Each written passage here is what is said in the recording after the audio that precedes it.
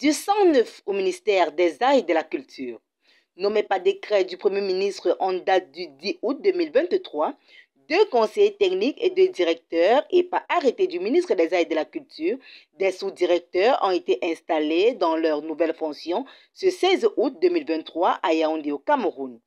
Cette cérémonie a été présidée par Pierre Ismaël Bidonkwat, ministre des Arts et de la Culture. Le patron de ce département ministériel a demandé à ces nouveaux promus de mériter la haute confiance du chef de l'État et du chef du gouvernement pour remplir à bien les missions qui sont désormais les leurs. Ceci pour permettre à cette institution d'atteindre son cahier de charges tel que fixé par le chef de l'État. Vous avez chacun un rôle stratégique important à jouer dans l'implémentation des missions dévolues à vos structures respectives. J'attends de vous un engagement sans faille, une abnégation au travail, dans le respect de la confidentialité et de la réserve qui incombe aux responsables de votre rang.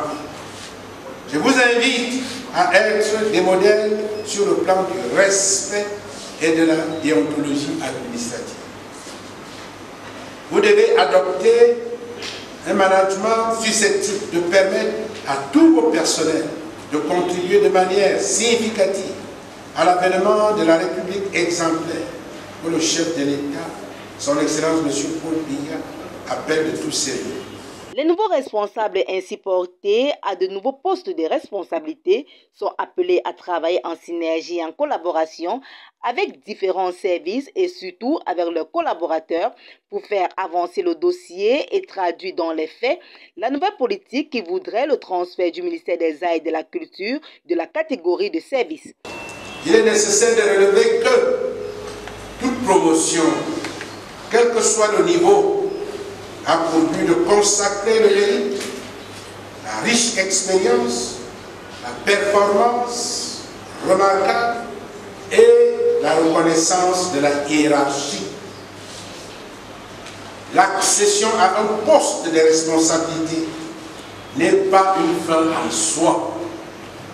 Elle devrait permettre à son bénéficiaire de contribuer de façon déterminante à l'atteinte des objectifs assignés à sa structure d'attache. Il s'agit pour ces nouveaux responsables de mériter la confiance placée en eux. Et pour cela, ils ont besoin de tout soutien de la hiérarchie afin que le travail puisse se faire au ministère des Arts et de la Culture de manière à satisfaire ce secteur d'activité qui est aujourd'hui appelé à connaître une véritable métamorphose et ainsi participer au produit intérieur brut de l'État par la production des biens et des services. Rendre grâce au Seigneur Tout-Puissant qui a permis que ce grand jour arrive. Et maintenant mon sentiment, c'est un sentiment de fierté et de joie. Je voudrais à cet effet dire un grand merci à la hiérarchie qui nous a fait confiance, notamment Monsieur le ministre des Arts et de la Culture, qui a bien voulu nous proposer à ce prestigieux poste. Quant au défi à relever, Monsieur le ministre a bien indiqué que nous entrons dans la sphère stratégique. Nous allons concerner la définition des lignes directrices de gestion du ministère des Arts et de la Culture.